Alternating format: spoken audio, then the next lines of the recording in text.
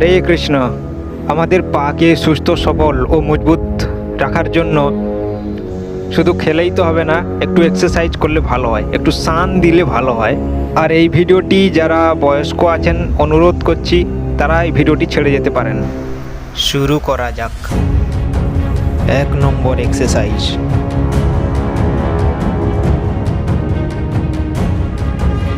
দু নম্বর এক্সারসাইজ।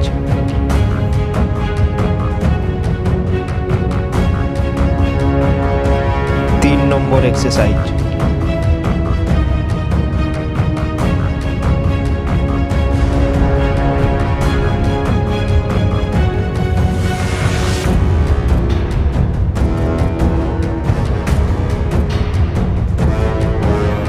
4 নম্বর এক্সারসাইজ।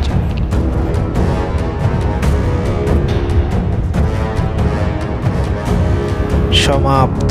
শেষ পর্যন্ত দেখার জন্য সবাইকে অসংখ্য ধন্যবাদ।